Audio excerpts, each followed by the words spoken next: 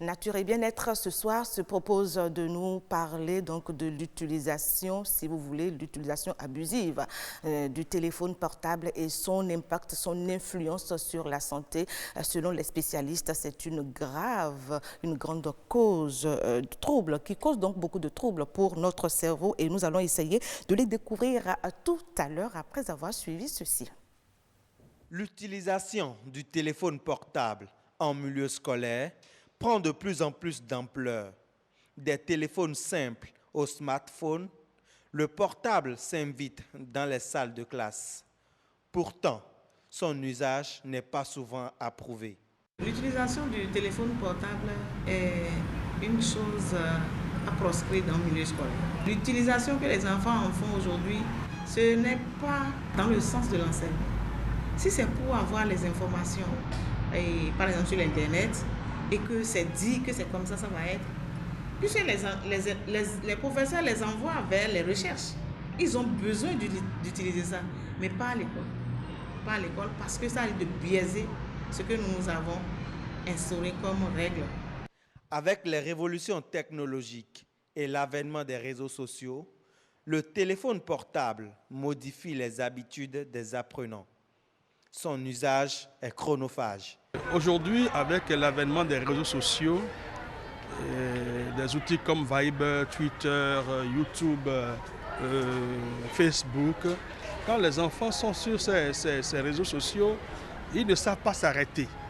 Lorsque les apprenants ont des téléphones et ils viennent en classe avec, l'apprenant se trouve beaucoup plus attiré, attaché à son téléphone qu'à ses cahiers. En classe, comme dans la cour des écoles et établissements, le téléphone portable ne quitte pas les apprenants. Le port et l'utilisation du cellulaire en milieu scolaire ne sont pas sans inconvénients.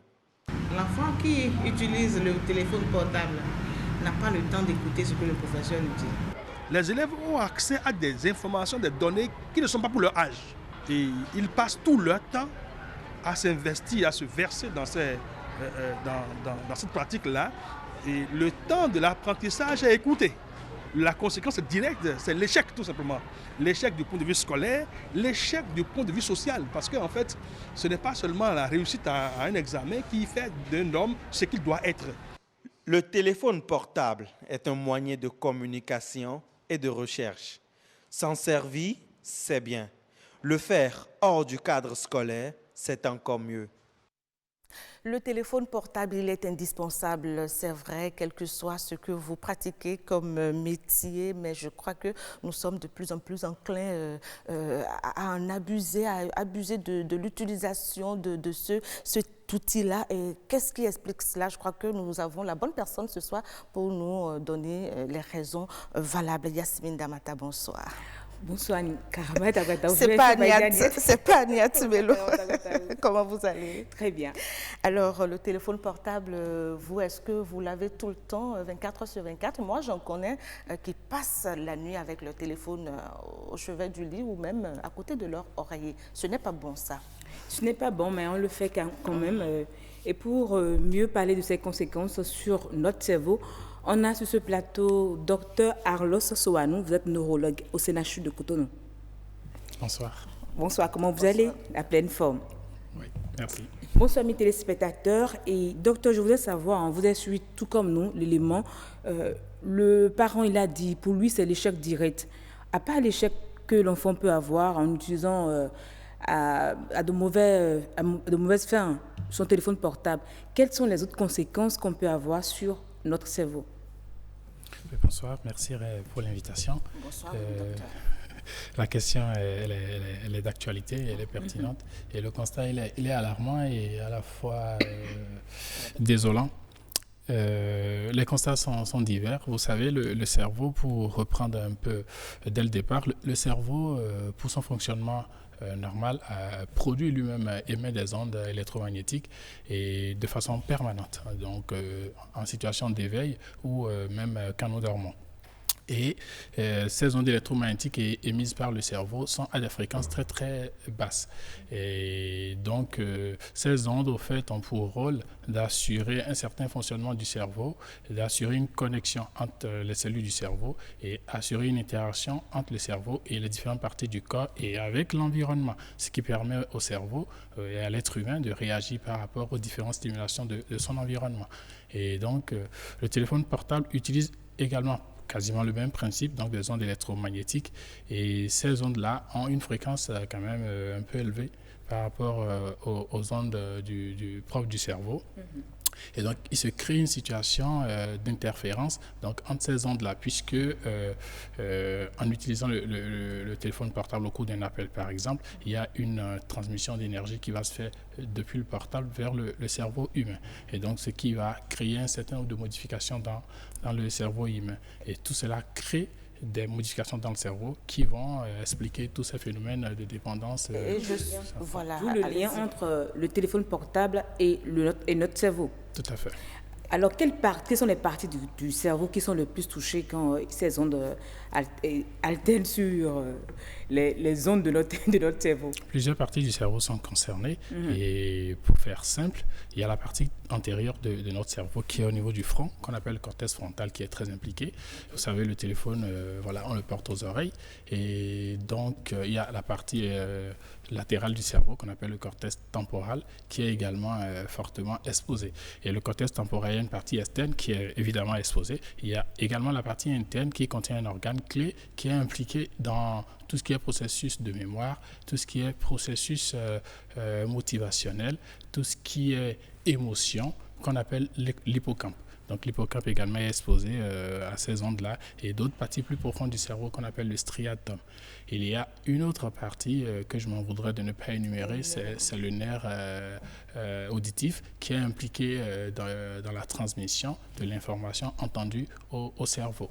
Le cerveau étant quand même l'élément central de l'être humain, du corps, s'il est attaqué de cette façon, et ce aujourd'hui de façon permanente, c'est-à-dire 24 heures sur 24, je crois que nous risquons... Est-ce que l'espèce humaine ne risque pas de disparaître justement un jour avec l'utilisation abusive de ces appareils-là? Oui, vous avez raison, et de plus en plus on parle de la guerre des ondes électromagnétiques, et donc là, c'est que ces ondes électromagnétiques viennent décimer en griffe l'humanité. C'est vrai qu'à l'état actuel des connaissances, les études menées donnent des résultats plutôt disparates. Tous les auteurs ne s'accordent pas à démontrer de façon certaine à 100% que les ondes électromagnétiques ont des conséquences très néfastes sur la santé, mais au moins aucune étude ne prouve qu'ils sont sans danger. Voilà, donc on est au moins très convaincu qu'il y a un risque, mais quel est ce risque et jusqu'où il va ce risque, c'est ce qui reste à préciser. Donc, nous sommes dans une situation... Mais alors, pourquoi devenons-nous esclaves des téléphones portables? Alors, comme je l'avais dit tout à l'heure, l'utilisation de ces appareils, pas que le téléphone portable, mais c'est valable pour les routeurs Wi-Fi, les casques Bluetooth et les fours à micro-ondes, tout ce qui utilise les ondes électromagnétiques, ça va créer des modifications dans le cerveau. Le cerveau, les cellules du cerveau, pour travailler, communiquent via des neurotransmetteurs. Et parmi ces neurotransmetteurs, il y a une qu'on appelle la dopamine, qui est impliquée dans tout ce qui est boucle de motivation, d'émotion, d'excitation et de réponse à l'environnement et aux autres.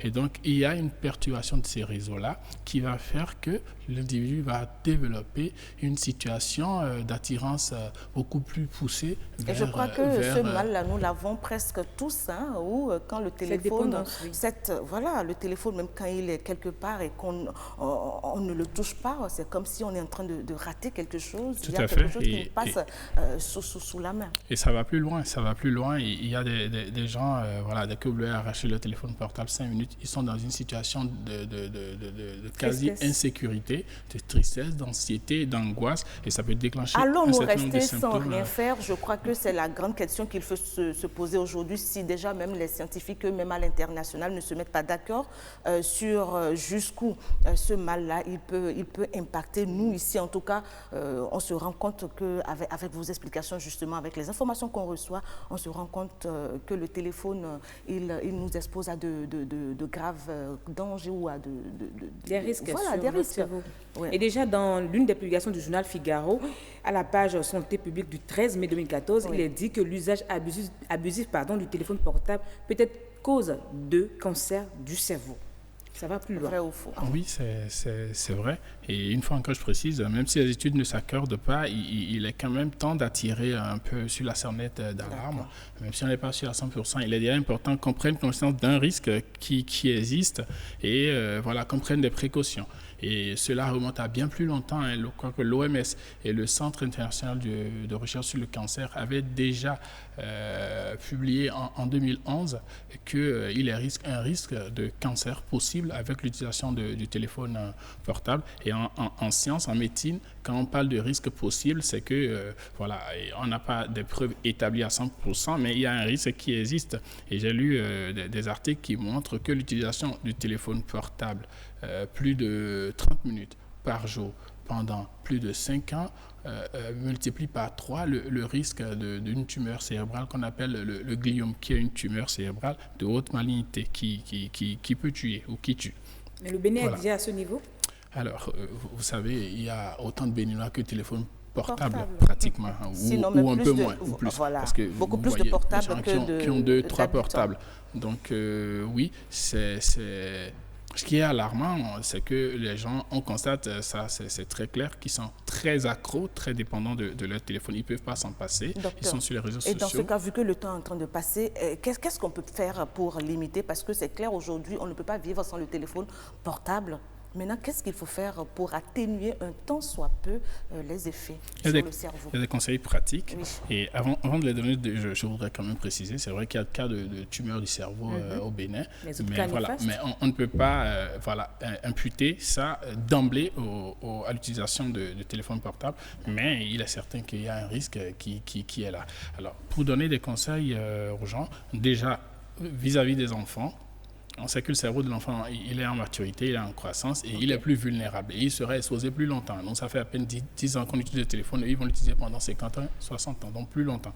Et déjà, il faut limiter la durée de l'utilisation de ces appareils, de ces outils par les parents. Il faut vraiment contrôler cela. Il faut mettre un contrôle parental sur les appareils et limiter la durée d'utilisation des tablettes par les enfants. Et pour ce qui concerne les adultes, ceux qui mènent des activités où ils sont obligés de faire des appels téléphoniques Yasmine très Damata longs. est dans mon bonus. Elle est dans mon bonus. Elle sait bien de quoi je très parle. court. Je trouve qu'on va en revenir Ils doivent sur les raccourcir. conseils. Juste une petite minute. Allez-y, vraiment une minute, c'est trop, Donc, rapidement. essayez d'utiliser plutôt les écouteurs à fil qui leur permet d'utiliser de façon plus sécurisée le téléphone portable. Docteur Sowanou Arlos, merci beaucoup pour ces informations utiles. Moi, je retiens bien ces dernières informations, surtout épargner les enfants, c'est très très important. Yasmine Damata, APKK. Merci. Beaucoup, Karawata.